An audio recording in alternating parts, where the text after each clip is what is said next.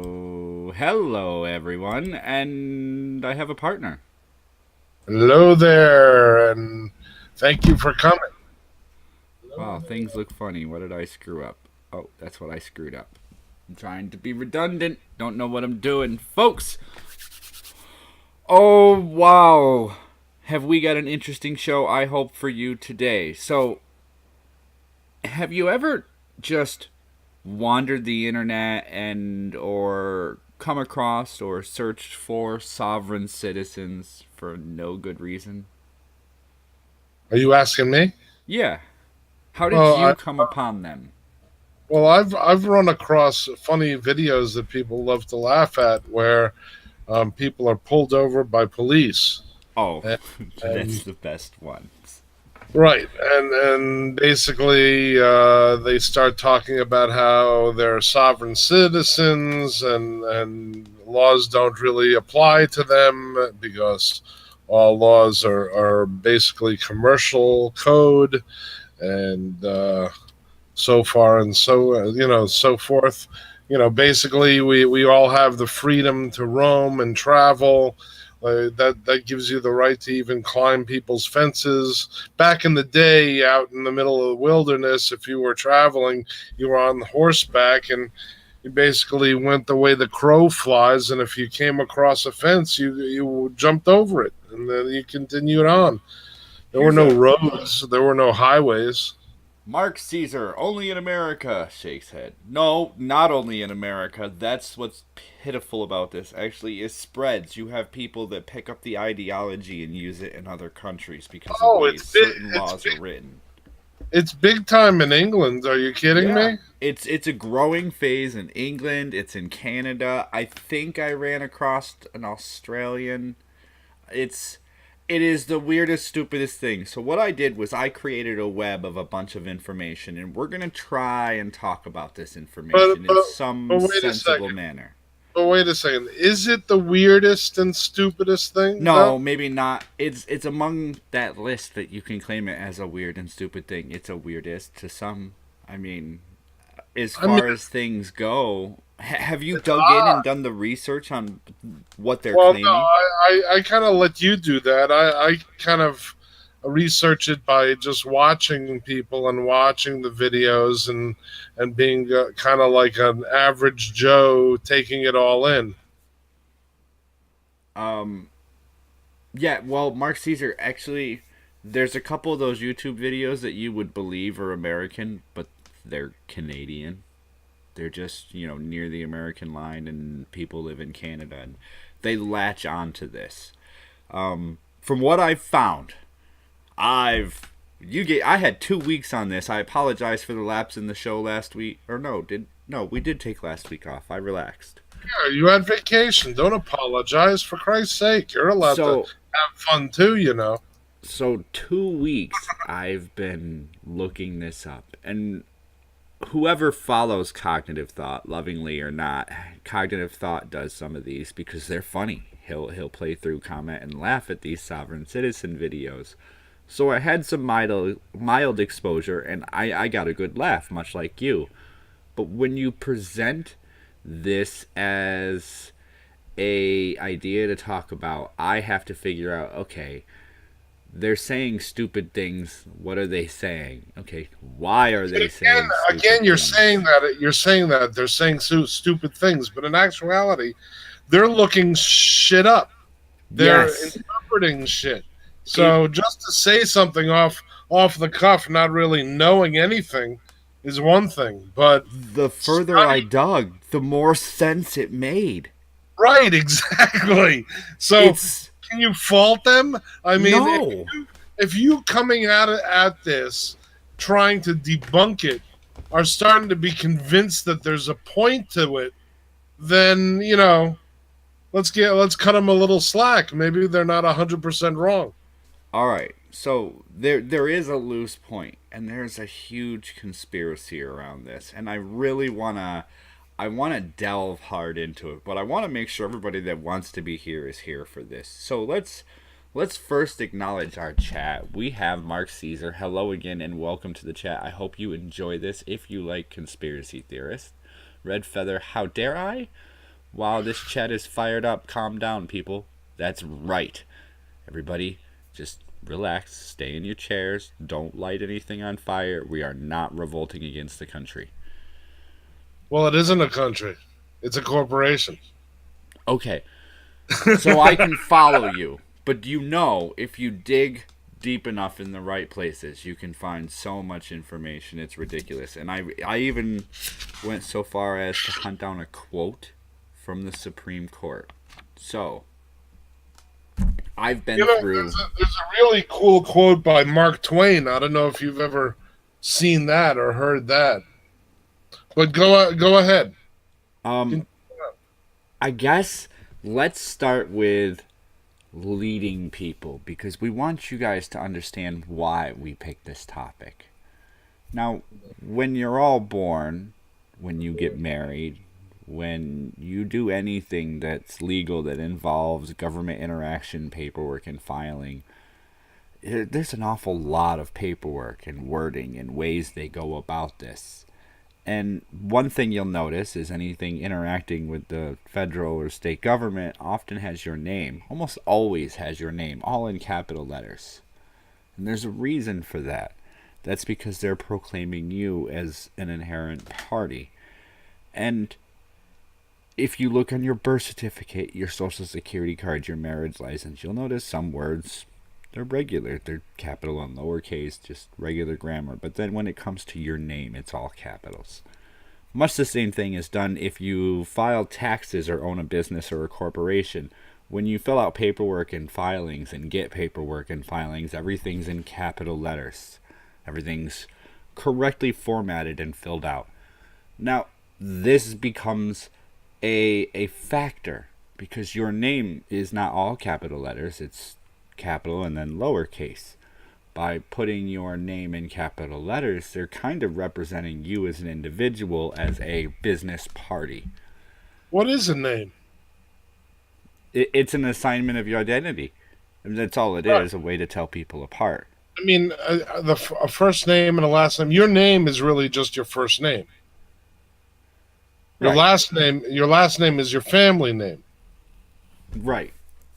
And a lot of times back in the day when people really didn't even have a family name, their last name would be the location their family was in, Or their profession, or whatever. or a profession, or Right. exactly.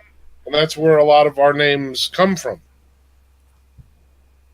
Now, I find it weird. You hear a lot of things said about how this all works, but as you piece it together, there's something you learn about business. Now, correct me if I'm wrong, but when you, in America, obviously, fill out for, I believe it's called a DIN number. It's a something to you need in order to open a business and register for to pay your taxes and all that stuff as a business.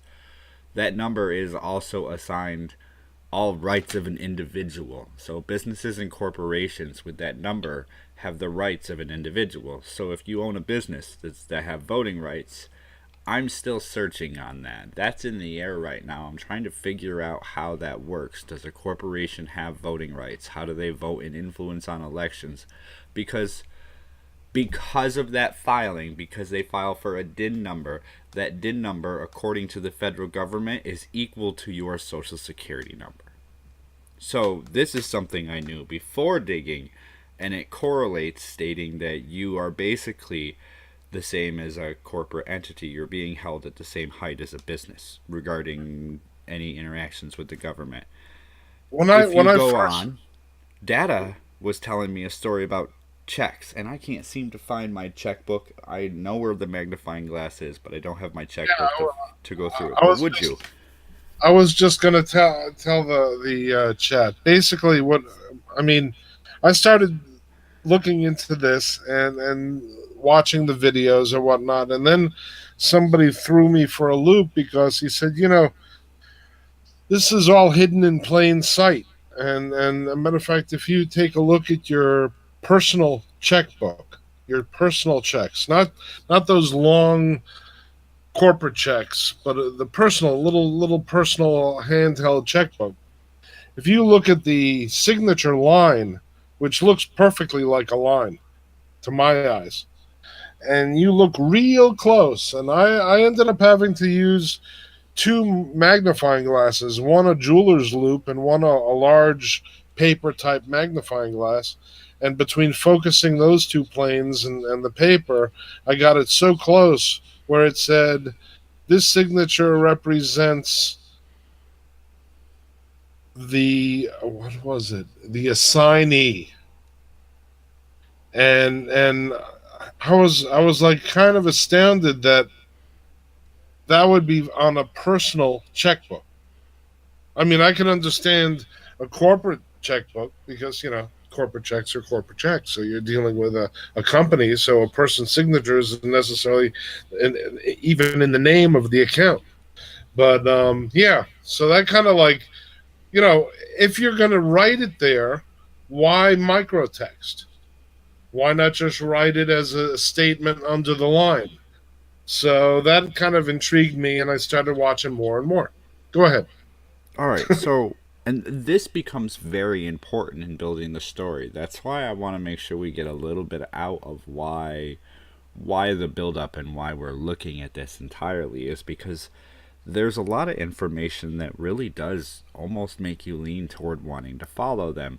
But then if you're willing to read through enough court case documents and trial outcomes and opinion pieces from the Supreme Court, you start learning more beyond what they're citing. And then you find a little chuckle about what they're citing. A lot of them I noticed seem to cite a Supreme Court case in 1871. I want to say I have it written down here. Yes, it was the D.C. Organic Government. I wrote the whole thing out. It was the District of Columbia Organic Act of 1871. Now, what this did in the definitions as listed in 28 U.S. Code 3002 15A, it created uh, it created an incorporation for the government to operate as a township and provide funds to and from businesses to accommodate for the transactions of the government to proceed access in that area. What it's misinterpreted as is the category 28 U.S. Code 3002 is the category for the definitions to state and define the way the government will proceed with things. So, for their reference, when they state these things, this is how it is interpreted. And that's what the definitions page is But for. their That's what 28 Code US but 3002 their is. but their interpretation of it is a national interpretation. When in actuality, this is just dealing with the District of Columbia, the area that the government is basically home in. It was three towns. It was the District of Columbia. It was the what's the not Gettysburg. I'm not thinking Gettysburg, but that's the first one that popped to my head. George, Richmond, is it Virginia. Richmond? No, I want to say it's somewhere closer, like Georgetown. I've driven through the town and I can't think of the Okay, name. yeah, it's probably Georgetown. It's right up butted with Washington D.C. Now, when you read Right, through the way this was all done, what they tried to do is they tried to take Washington D.C. and the surrounding area and take it from three municipalities down to a governing municipality over the states as a federal institution. So, in order to do that, the federal government had to be able to pay the state government and vice versa and pay private contractors to do work like trash cleanup. It would be removed from the municipalities and paid for by the federal government as an operating area of the federal government. right. 28 U.S. Code 3002 basically helped to define the circumstances by which they would refer to the changeover from state and local municipality into a federal municipality. So it would have been federal land instead of state land, instead of just being the District of Columbia or Columbia there on Maryland's side, I think. It would be the larger area to be able to encompass more getting done. So one of the pages they cite is literally a definitions page that, and I didn't write it down, I should have, refers to the U.S. government as a corporation or able to make corporate decisions, basically. This was 1871. This was in 1871. This was the District of Columbia Organic Act of 1871. But there's also another date that they're always citing Well, too. there is, and we're gonna. Hopefully, I got all the right dates, and we will get there. In 1875, let me continue with this one. In 1875, there was a congressional overturn of the District of Columbia Organic Act of 1871. It was reorganized and reseparated back into the individual municipalities. And what happened was, in it was either, I have written down, I'm not sure, I couldn't find it in the text when I went back to make these notes. In 1878 or 1888, it was again reorganized into a District of Columbia Organic Act. However, it took over less area and converted less stuff to the municipalities and put fewer people in charge of that area. So it changed the construction. A lot of things they seem to refer to come up. But the weird thing is, Yeah. this becomes a defining year. In the way I'm trying to look at this, this becomes one of the first things that a sovereign citizen cites. Well, The Act of 1871. okay. Let's also put this date in some sort of um, context. Wasn't DC burnt to the ground in the 1800s? Yes, it was earlier in the. I want to say it was 39. I could be absolutely wrong, but I want to say it was early 1800s.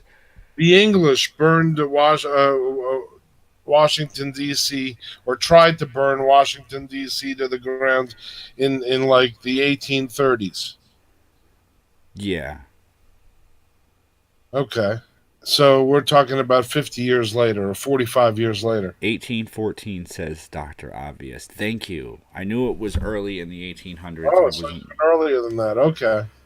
um now there's So my no mind love, is twisted, so I no have love for notes. Britain at this time. No love for Britain. Oh, absolutely not. I also want to welcome Doc Griffin, Dr. Obvious, Denny Crane, Hey guys, thanks Sora for coming. Luna. Anybody else I'm missing, I apologize. I want to welcome you guys to chat. There's a lot of information going on tonight. Feel free to speak freely. If you want me to say something, give me that orange box like Doc did. Making your rounds. Stick around, hang out. This could be interesting. It could be a good laugh by the end. Or maybe we'll have you convinced. We'll see. Or maybe we'll understand where the other people are coming from. Yeah, that's kind of what I sort of do, but I made the notes to try and untwist my mind, and it's not working very well. So That's how in depth this is. right, it's believable to the layman.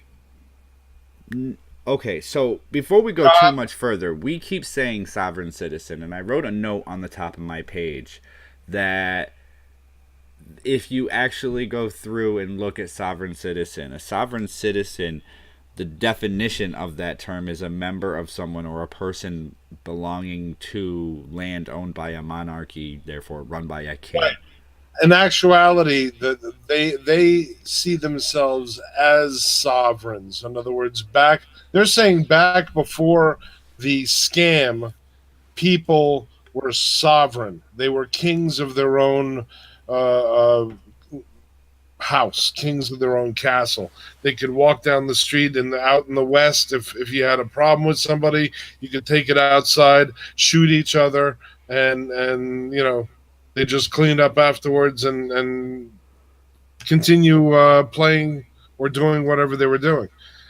Now, Um, this sounds weird, but they're currently referred to, or I know it's the media that pushes them as sovereign citizens, which is an inappropriate claim, obviously. I believe they're referred to as statists, that the power belongs to the states as a group, okay. or something along those lines. Again, guys, if I'm wrong, correct me.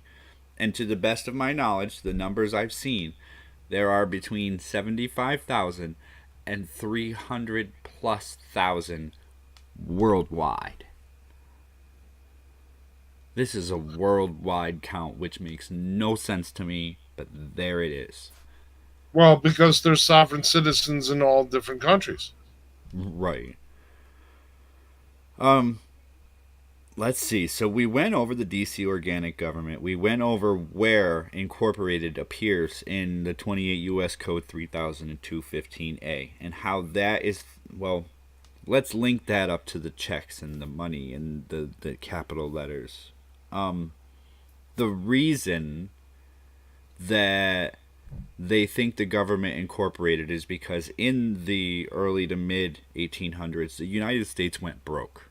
We had no money, we had high debt from the wars that we were having, and we needed to find a financial solution. So, what it's believed, and there is some tracking that, I mean, I got 2 pages, like little tiny handwriting, not enough room on here to go over all of this. Between 1800 and 1900, a lot of things changed on recording birth certificates, on recording legal documents, on what rights belonged to what state, where, why, how. This was also the time that we were not only beginning to look at abolishing slavery, but we were also beginning to acquire the second or the middle third of our country, I should say. The Louisiana, Nebraska purchases, I'm forgetting what the third one was that was in the north. And Congress was having a fight over whether or not slavery would be legal or illegal in the states or the territories that we acquired. And there was a Right. latitudinal line. And then there was a court case, I believe it was in the early 60s, that tried to declare that a person who moved there with their slave, the slave would then be free because it's free land as long as you lived in a certain area. And there was a lot of confusion in laws being written and then immediately changed because they weren't agreed on. So, some of the laws, in fact, a good part of some of these laws, are null. At this point, they're citing laws that have been overturned. Right. Well, and They're that's the thing too. Law is a growing, aging, transforming uh, book of writing. I mean, it's pretty much like the encyclopedia. If you know what an encyclopedia is, it was if back you in the day. remember what it looked like. It was the world. It was the World Wide Web back in the day before the World Wide Web, and it was a stack of books that had all knowledge, or at least all knowledge up to that particular date. Now, one of the codes from, and again, this is part of why it confuses me. One of the codes they cite is U.S. Code 18 U.S. Code 242, deprivation of rights under color of law. Depriving rights given by the Constitution cannot treat people different because of color, residency, alien, or race. So, and this was in 1948. So they're saying you're violating my rights under the color of the law. When they say that, they're referring to Uh, 1948 U.S. Code 242 or 18 U.S. Code 242. they're cherry picking what they need. Okay, so To, here's the funny part. I'm going to throw a wrench in the huge thing. So we're following this through. I'm trying to be delicate. There's a lot more information than I have. Trust me. Um, if you believe the U.S. government became illegitimate in 1871, and that nothing the U.S. government did after that point is law, is legal, that everything they did is a violation, why are you quoting a law from 1948? yeah, that's a good point.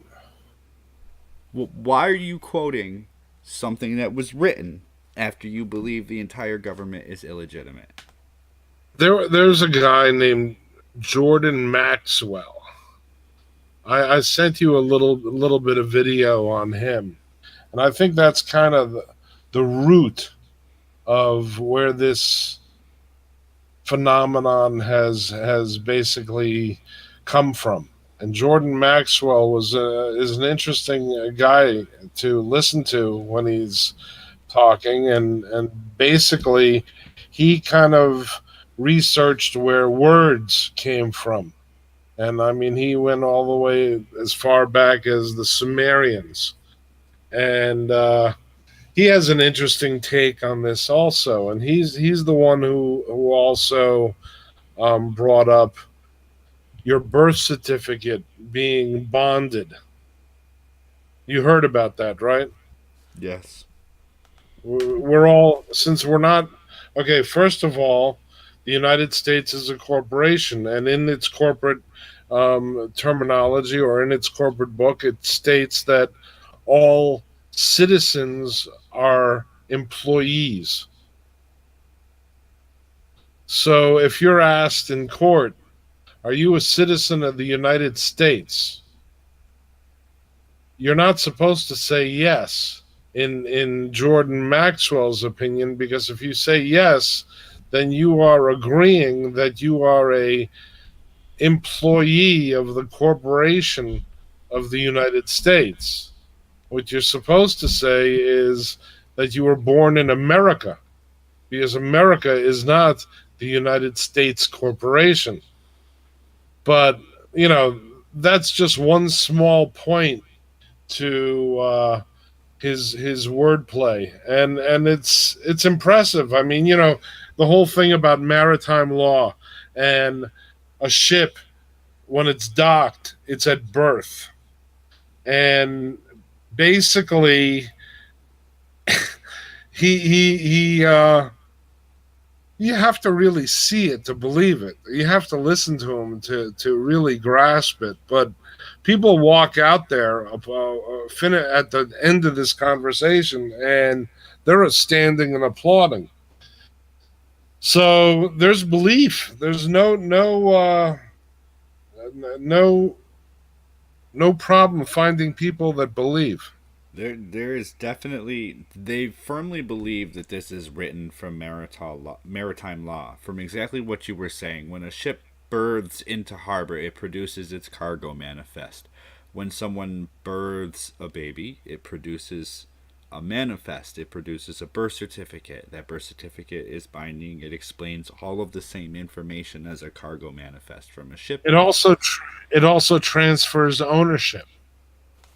So, well, that can be argued on the birth certificate. The birth certificate sort of assigns ownership. I don't know if it really transfers Right. ownership. Assigns ownership. I'm sorry. You're right. Um, so this all starts to kind of feed into the conspiracy that we're being bought out by the government. I have a few other things that I want to say I sort of cherry picked, but this is their things that I searched that didn't get all of them in my notes. In the freedom to move in the United States. So there's a few laws in 1823, freedom of movement recognized as a constitutional right. In 1869, the court defined freedom of movement as the right of free ingress into other states and egress from them.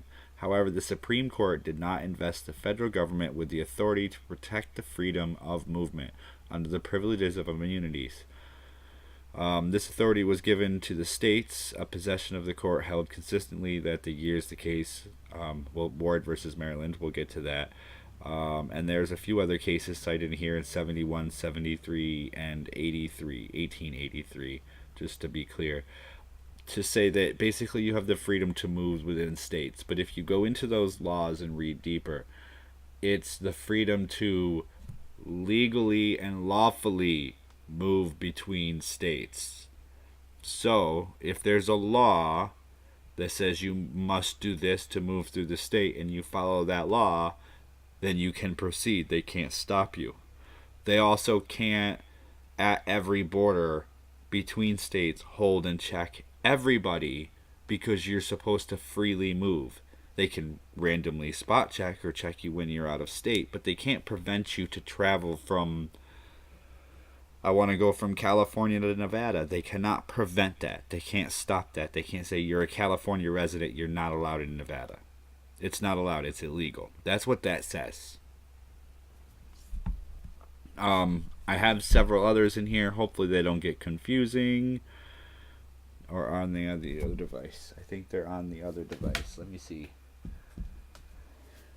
But it goes into the point that they use separate cited defenses from laws that have either been overturned or they claim they already don't believe in because they were written after they believed the government ended.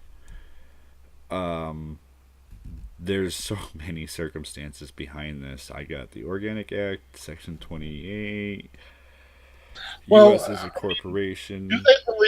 they believe that the government ended, or do they believe that the government was basically bought and paid for and in control of the English, the royal crown? Okay, thank you, because that's very important that you say that. It leads me to a point that I'm trying to get to later about someone. But as you look through sovereign citizens, it's not one group of people.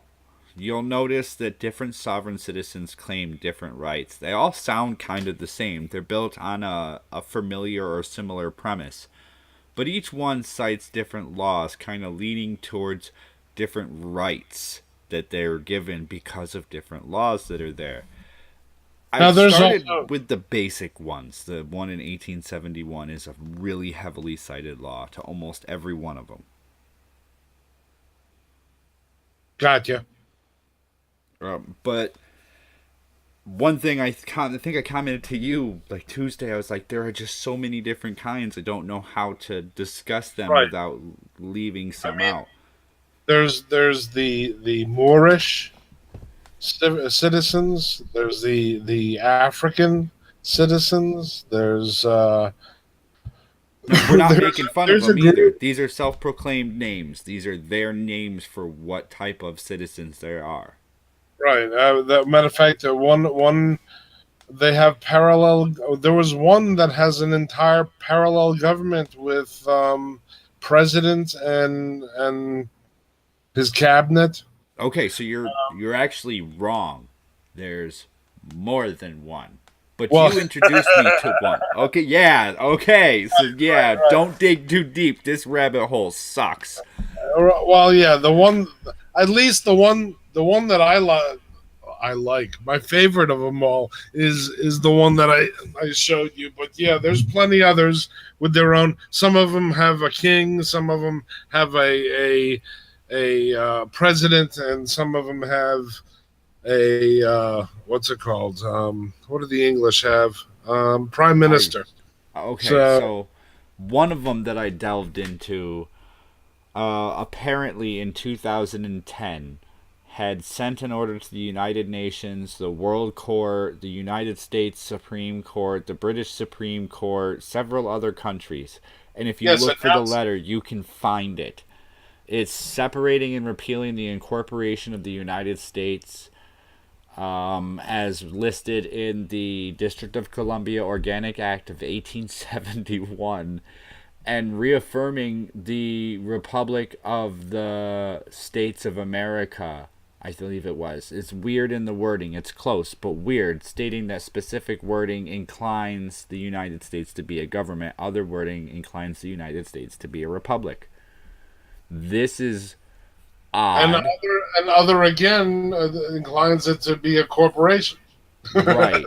This is odd because in 2015 apparently they held another presidential election and they have a government that's I think 200 and something total people between the federal and the states, and they operate like this weird shadow government right next to within how the government operates, but the wording and the forms and everything are different. That was one big one that caught me, and in trying to search for that it got really hard because there was a few different ones.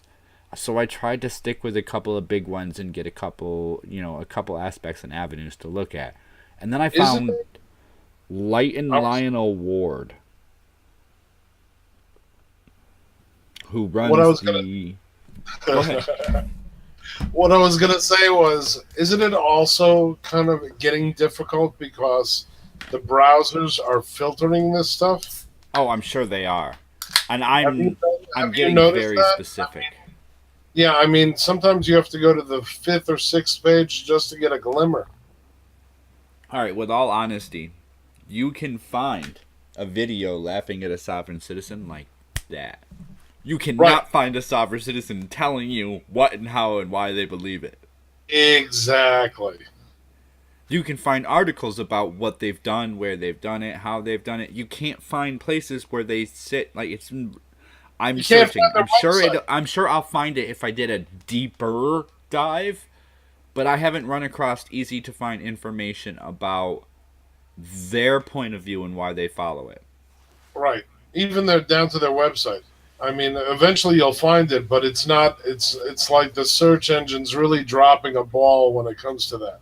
And I'm Or, don't get me or wrong, I you have know to how put in, to search.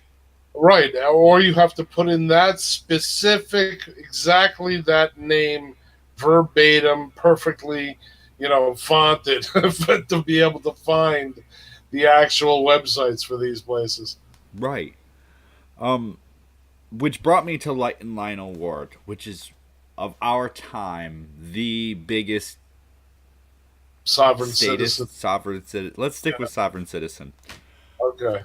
He's the sovereign citizen of our time because he at 43 years old currently, pardon me, is in prison, and there's a whole bunch around him.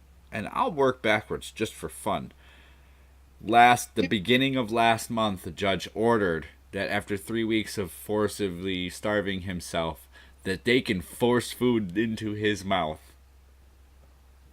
He That was doesn't sound funny, but it does to me because that wasn't the last thing I came up with.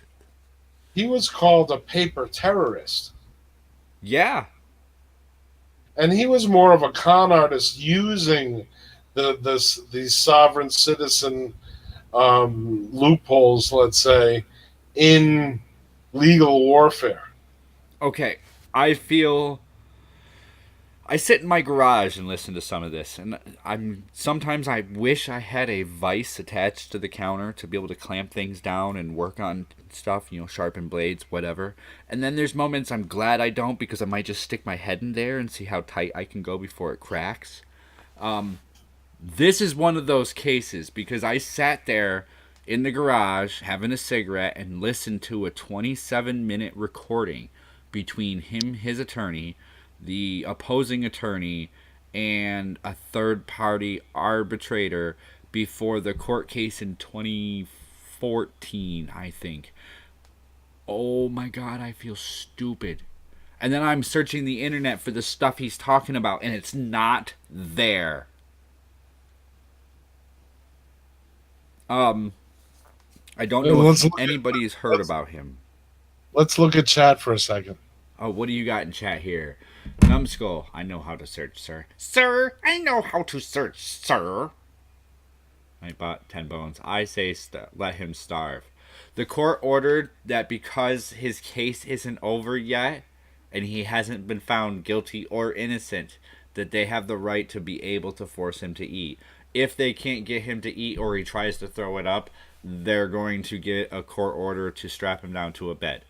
I haven't looked to see. I think June 19th was the last one that he was ordered to eat and that they forced food into him. But I haven't seen anything more local than that on him. And the reason that's funny is with this federal coastal court, he did commit. He is one of the reasons he's the biggest example of what they call paper terrorism. And what he did was he created a form of the sovereign citizen government and called it the Federal Postal Court. And he started filing paperwork on legitimate courts and legitimate officers under legitimate U.S. law, such that they would or could actually win, except for that his court filing everything was illegitimate. Right.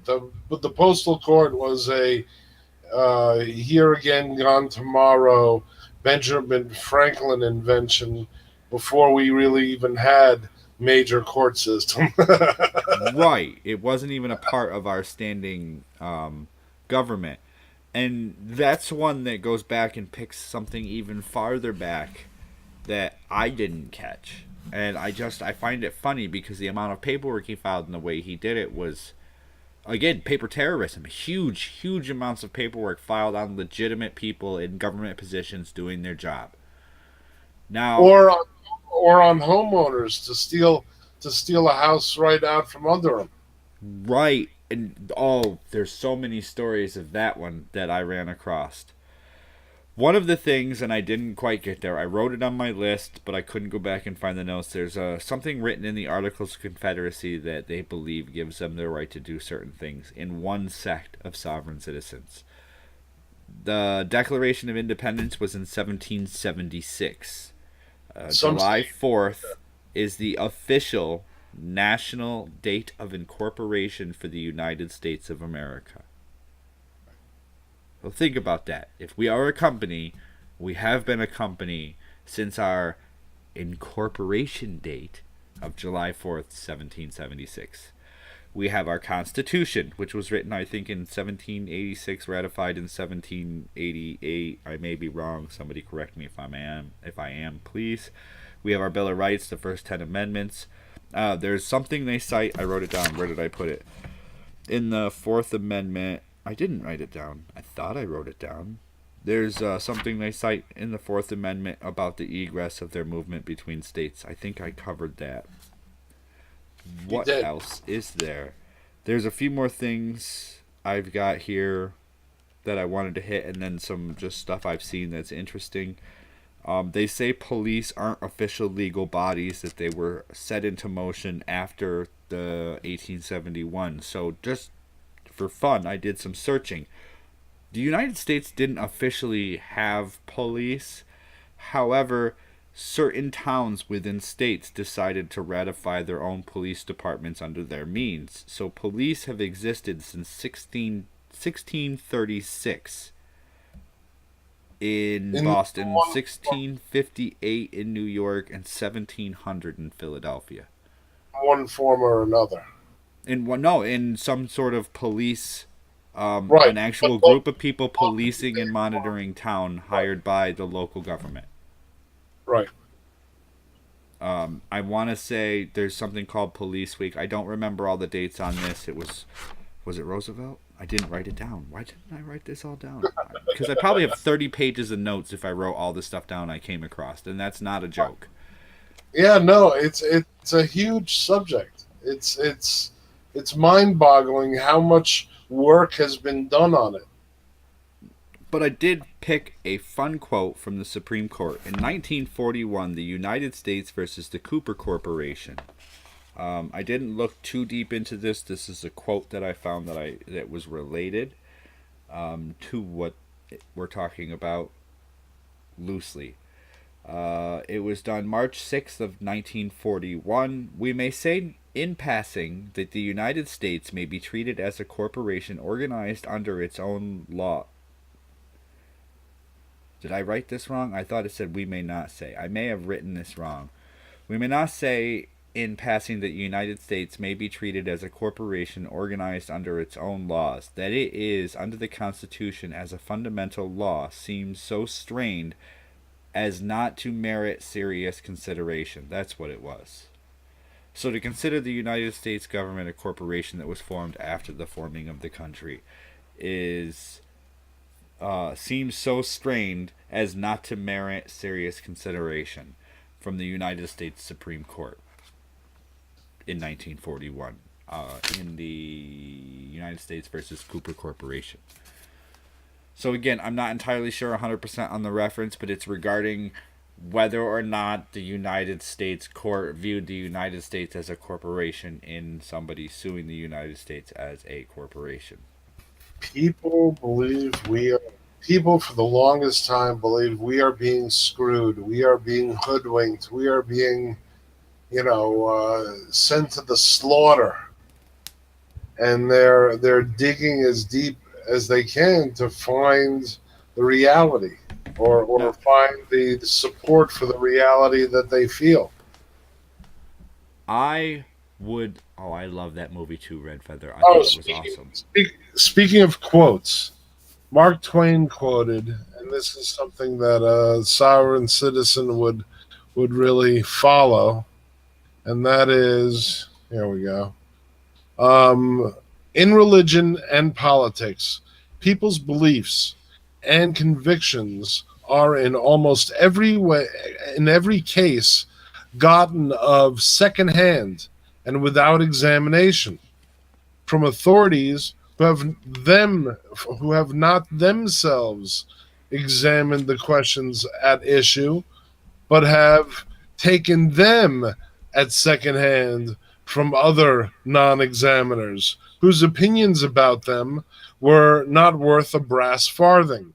So basically, to all the people out there laughing at sovereign citizens, their reality is what they believe, and nobody's looked it up, and they're just taking it, you know, at word from their school, or at word from their family, or at word from their association or group.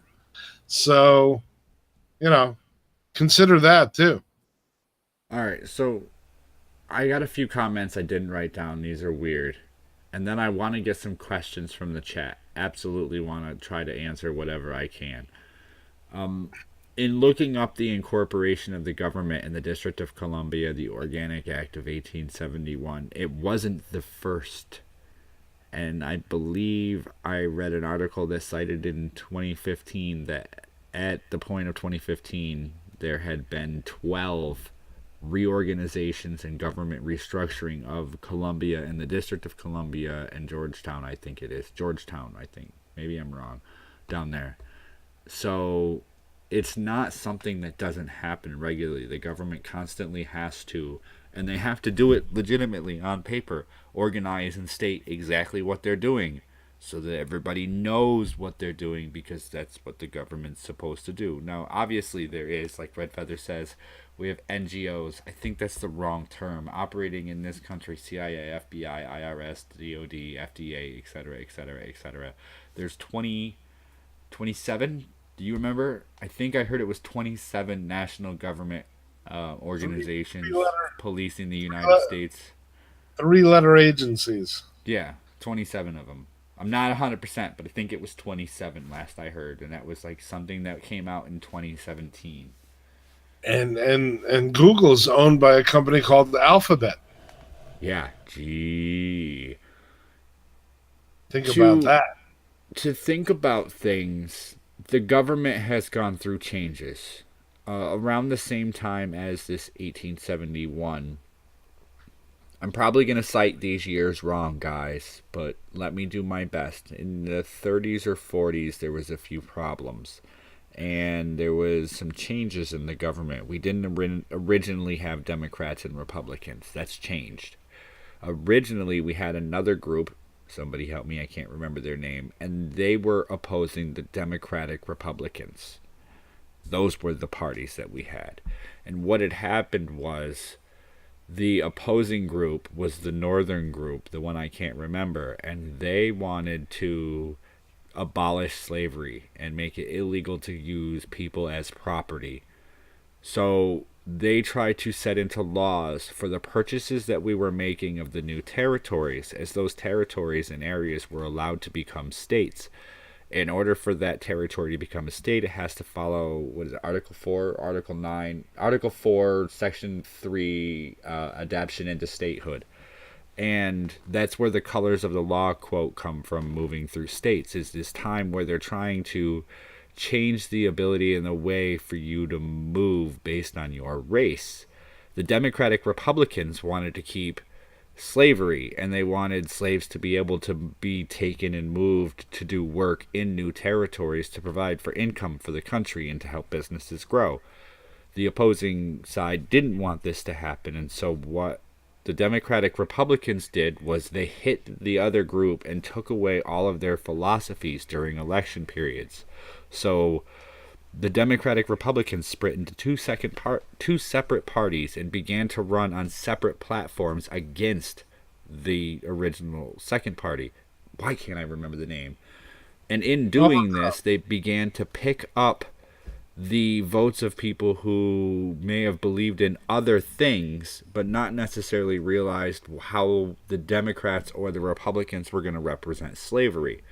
Once the third party was ruined, once they pretty much got that party dissolved into the other two, the Democratic Party began to really push heavy for slavery, But as a byproduct, the party that dissolved began to move into the Republican Party as the Republican Party started to push to free slaves.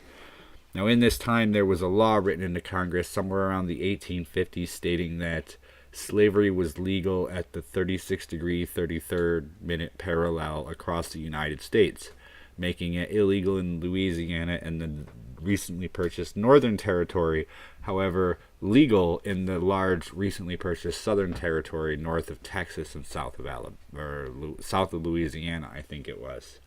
Now, this was the areas that we purchased to the west of the Mississippi in the early 1800s, and they were territories, not states. So the laws in these were different because states had rights and protections, but territories necessarily did not. And in order to figure that out, you actually have to look into the way we currently run things and why the District of Columbia isn't a state, why Cuba and other areas aren't a state. It's because of their incorporation into the United States. It is a legal binding term. Wherever it came from, it is at this point a government legal binding term. The abolitionists, yes, that's their name, but that was not their government party. In my opinion, the NGOs, because no one else elects them to power, the abolitionists. What was slavery in the North? There was slavery in the North, another misconception. Yes, there was slavery in the North. However, it was primarily the party that resided in the North that was pushing against slavery. And one of the ways they were able to start doing it was they were writing compromises into the congressional debates for turning territories into states. One of the states' fights was, obviously, this was something that led up to the Civil War in 1861. One of the problems was that anytime they were trying to get anything passed, they would write a bylaw in. The Congress would write in these little caveats that, okay, well, they can have this, this, and this, but slavery is legal. And this continued to cause contention, and things that were passed one year were removed a year or two later because the government was fighting amongst itself, trying to absorb this third party and move forward with slavery. Interesting side note, if you dig deep enough in history, this I knew before searching for this, but slavery was started in the late 1600s, or was it late 1700s, by a black indentured servant owner. Well, it was legally described. The first description of a slave literally giving his entire life to another person was in the a first court case, legal case of slavery involving a black slave owner refusing to pay off a indentured servant that actually fulfilled his work and was ready to get his little stipend and his little I think it was a mule and something else and go off to live his life. Food and money. Right. And the black slave owner did not want to pay him, so he took him to court, and the court deemed that this indentured servant was now a lifetime slave owned by this gentleman, this black gentleman. And that was the beginning of legal slavery in the United States. Started, coincidentally, by a black man owning a black man. And his name was Jefferson. So, I think. Interesting caveat, has nothing really to do with this, but this is all happening in this huge jumbled time of where people are picking these laws from. If you think we have turmoil going on in the government, I'm reading about the 1800s going, holy shit. They were changing things every year. They would ratify and push something through one year, and the next year it would be turned around and changed or repealed and redone 2 years later. To go through court cases, they were continuously retried every few years on certain things. because people would keep trying the verdict. And this, again, was young in our country. People didn't know what to do. The country was not even 100 years old in some cases, up until the paperwork they were going on wasn't even 100 years old. They were between the country and the paperwork being maybe 100. They didn't know what to do. They were following what they could, and they didn't have anybody to talk to. They were starting to make decisions without the elders around. What do we do? They're gone. All these people that knew and what to do were just going off of what they had on paper. How do we interpret this? And they were doing their best, I guess. But it's a jumbled time where laws kept changing. Parties were changing and dissolving and moving. Slavery became legal and then changed and then repealed and then reformed. And the way we did things was in turmoil. And these are the laws that they're citing from, or these laws that were being changed. Half of the stuff that they go after is stuff that's not even in effect in the government right now. I've heard this term: a black man is worth three-quarters of a white man, and it's written three-fifths, and it's written in the constitution, not the Constitution, but it's written somewhere. And yeah, it's written in the amendments. But in actuality, that's a smaller excerpt. The three-fifths meaning representation in Congress. No. Not value. All right, so after slavery was repealed, the value of a slave's vote was three-fifths of that of a white person or somebody who wasn't before a slave. But I think that came from that quote, and that quote was for representation in Congress. Yes, it was, because there was a congressional debate over whether or not some states would be granted the officials to represent them. And if they were, at that time, as slavery was being repealed, if they were granted the officials to represent their constituency based on the number of people, not including, not dissolving slaves' worth, if they did a representation based on people, the South would have probably won. Which was a funny oxymoron, is because the South wanted to win in slavery, but they couldn't get the votes to pull it off. But if they had counted their slaves as a full vote, they had more people to vote. Right.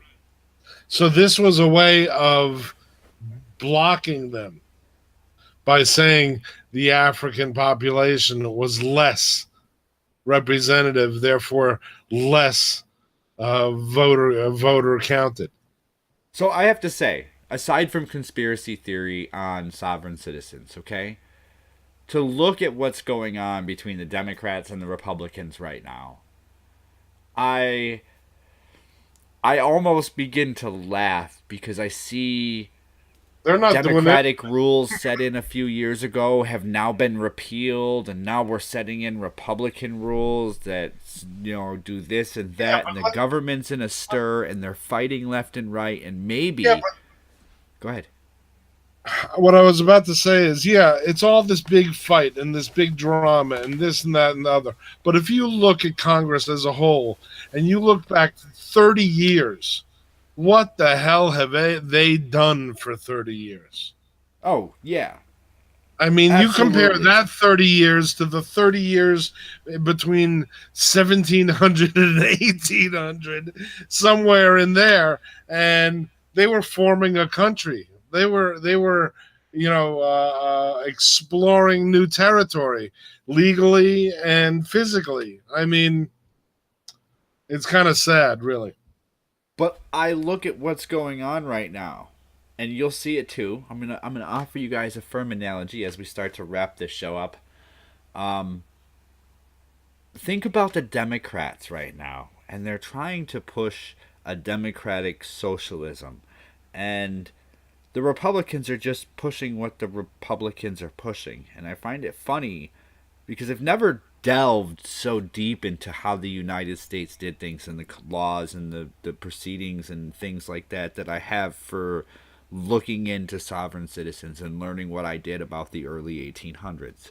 And you can easily compare what happened in the early and mid 1800s around the repeal of slavery, if you remove slavery from it and compare it to today and the fights and the turmoil and people want this and people want that. Pardon me, the soda's coming back. And people want this and people want that. It almost looks like the Democratic Party is going to do what the Democratic Republicans did to survive. And then one of the parties might end up dissolving. Okay, so look at this way. There wasn't two parties. One of them dissolved and was eaten by the Democratic Republicans, which split to do it and made two parties. So the Democrats kind of right now are splitting into two parties. They're splitting into the Democrats and the Democratic Socialist. So if this continues with that same pattern that happened, just mild association in my mind, then what would happen is the Democrats would split probably to two new names or something different. And they would do their best to attempt to eat the values of the Republican Party and pick them apart until we end up again having two maybe new parties entirely, but the values change and it's a matter of trying to figure out who's actually holding the values you were then looking for, because they picked at them to get people to pull to their side. So just keep an eye out for that. Have you ever seen how many parties legally there are right now? Yeah, I want to join the party. If they finally got their legal representation, I'm joining the party. Well, it was in England. They had some sort of survey, a government survey on religions, and enough people signed up as the Force to have Star Wars the Force as a religion. So it's now a legal religion So I need to check my midichlorians. And there's actually people that are marrying in costume. So the world is a crazy place. There's crazy people in it, and there's somewhere they got their craziness from. They read something or saw something or did something. Instead of being properly inspired by a teacher, they sat in the corner and saw this word, and they stuck with that word. And that word was something, not necessarily, but we'll call that word conspiracy. And then that word turned into a phrase, and that phrase turned into a paragraph, and that paragraph turned into a page, and the page turned into a book. And now they have this book that they live by that has nothing to do with how the rest of us understood being pushed to do better in school. Don't sit in the dark corner. Read the whole book. Someone said if you don't hold values, the left will take over. Federalist Party was the second party. The Federalist Party, thank you. It was the Federalist Party and the Democratic Republicans. You're very right there. I love it when people help, because I read so much information I can't even remember it all. Just too much. 13 court cases between who had rights to move between states, whether or not a slave had a right to be transferred to a free state, or whether that slave would be freed, whether or not new states would have it. I read one of the congressional passings that they tried to slim through that would grant Louisiana the right to have slaves, but there was something written into the purchase of Louisiana that prohibited the Congress to allow slavery in there. So then Congress had to write a law that included, or something, ratify something that included slavery couldn't happen above the 33rd degree, 36th parallel, because it wasn't permitted under the agreement of one of the purchases, something like that. It gets really confusing. And it's very legal. The shit party. Did you know that there are 7 different kinds of shit? Just saying. TMI, man. TMI.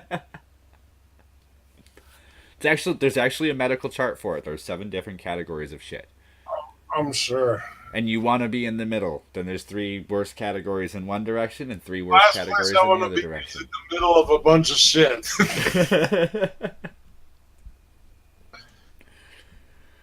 Good topic. I think it was a good... Boy, dude, did I have to do digging to find some stuff. But this was definitely informative. 2 weeks on it, though, too. I've imagined what I would have gotten 1 week. I wouldn't have gotten this deep. 2 weeks, I've found a lot. And there is more that I'm not even covering because You hit a Right. point where you follow case to case to case in the order that they happened, either proceeding forward chronologically, what overtook what, or backwards from what was the ending case and what was the verdict before that. And you read through enough of those and you lose track of where you started. There's lots of little details, lots of little information. That Jordan Maxwell fella, he has. I mean, he goes all the way into the point where a woman's birth canal. Why did they name it a canal? Why, why is the doctor called a doc?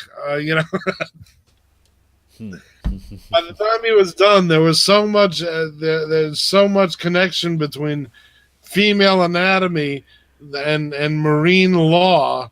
You just have to believe it.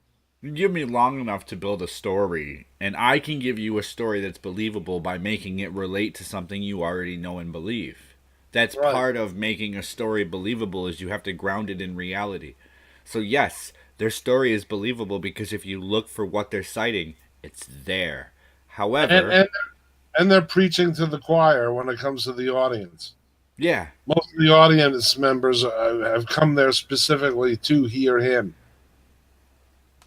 and me, I'm gonna ask, well, if you believe in the United States was incorporated in 1871, why are you also quoting the Freedom of Color Act from 1948? Right. But they don't see it. They don't, well, because I think at that point the government is still rolling on. It's just doing it under a different pretense, and the laws are still being made and voted on and whatnot, and the court cases are still being adjudicated, and it's just all maritime law. It's all civil code. It's not laws per se. And They honestly, also believe. if you had to They, adapt from a yeah. law, maritime was probably the best thing to pick from. They also say that what all police, all lawyers, and all judges, the whole judicial system, it's a society of law.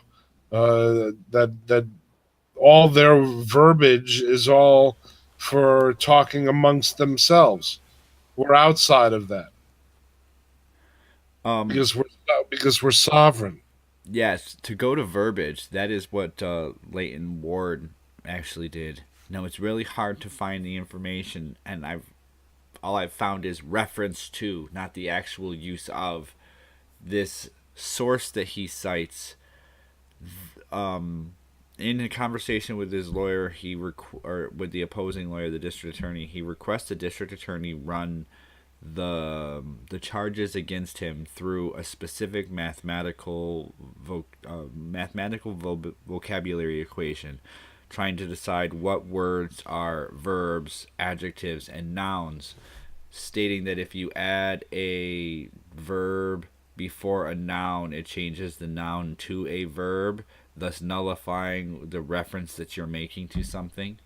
Right. He was like he would have interpretations of law that you could read backwards and forwards and they would still mean the same thing. Yeah. He's like, what my the sentences, the charges that I filed against you are mathematically sound.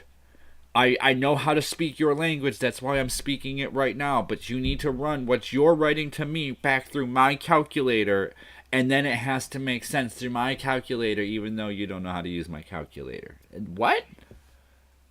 You Right. apply a 1 to a verb and a 2 to a noun, and then if you put a verb before a noun, it then becomes a verb. So then you have to put 3 verbs in order to have a noun. Go fish. Yeah, so what kind of worries me though is, I mean, you've got as you said, there's hundreds of thousands of people, probably even more. Those numbers are probably even old. Red That feather, believe no that believe exclamation. that believe in this and whatnot, and their whole life is about this. But when in actuality, there are conspiracies like the Fed that needs to be taken down. That this wasn't just a hunt and peck and choose, pick and choose, but this is the reality that we were hoodwinked by the income tax and the Fed. and that needs to be addressed.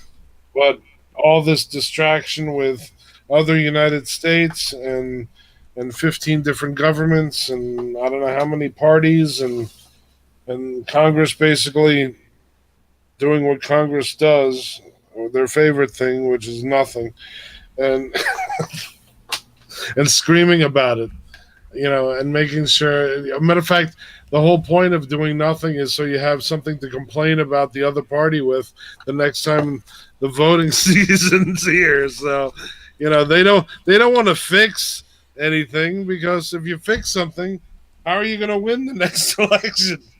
Yeah, If everything's it's happy funny. and everybody's happy, nobody will vote for anything.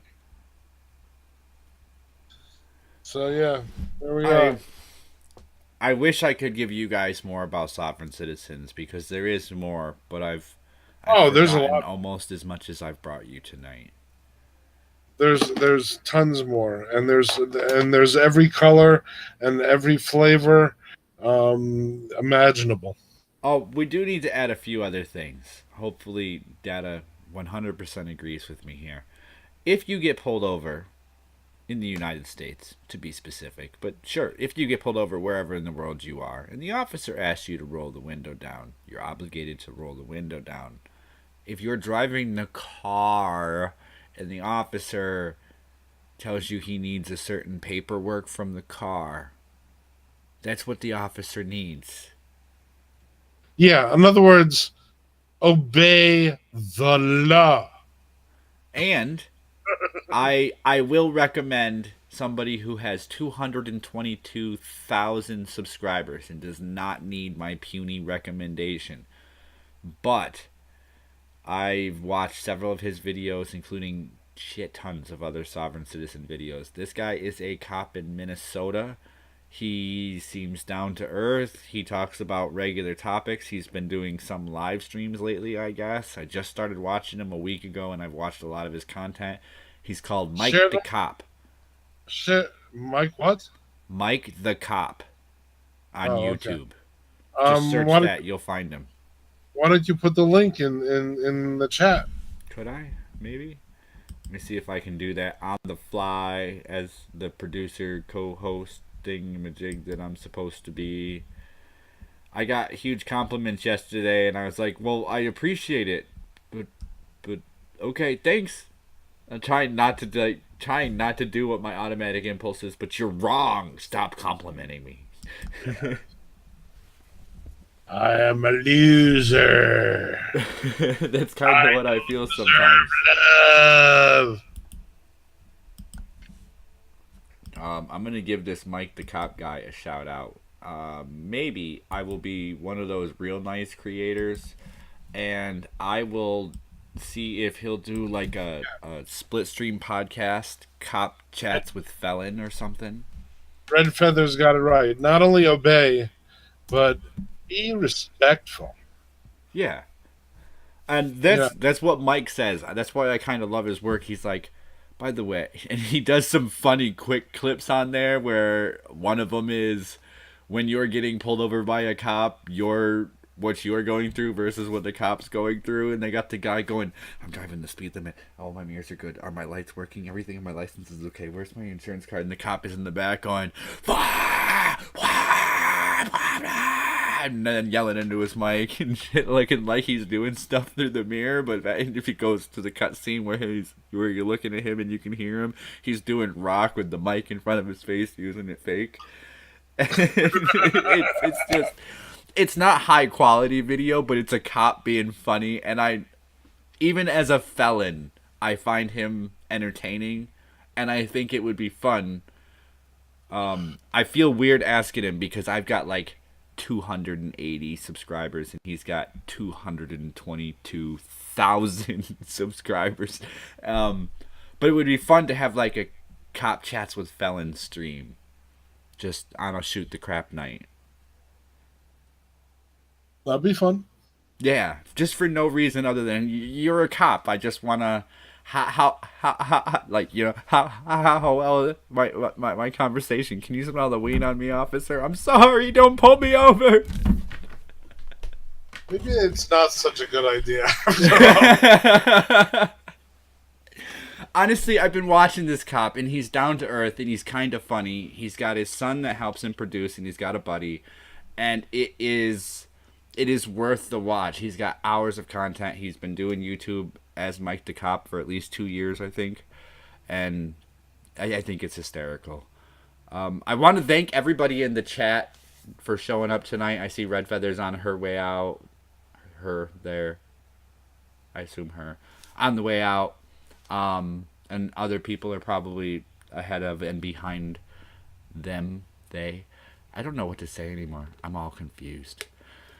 Thank you for coming. Thank you for coming. That's what I'm supposed to say. And that's the way it was. And that's the way it was. I have a pillow in the store that I think is funny. I forgot to include it. But oh yeah, right. Your what was it? It was a scream muffler. Yeah, my scream muffler, want a bone. It was a $30 scream muffler.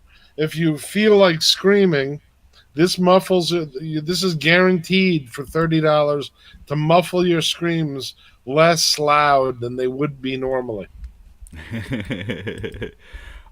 Also, some people think it's kind of funny because I think it's funny. I don't know what I saved it as in order to. Maybe it was Image 24. Thank you for coming, Sora Luna. Image 24, a Wanna-Bone pillow, now found for $30 on Streamlabs. Bye-bye, Hans. And thank you all for joining. Make sure you play with the buttons on the way out. We all love it when you play with the buttons. Thanks, everybody. And comment. And comment. Oh, yeah, Dada wants to comment. So comment here and then go to his channel and comment there, too. Something different. Got to be interesting. And we'll see you all later. Bye.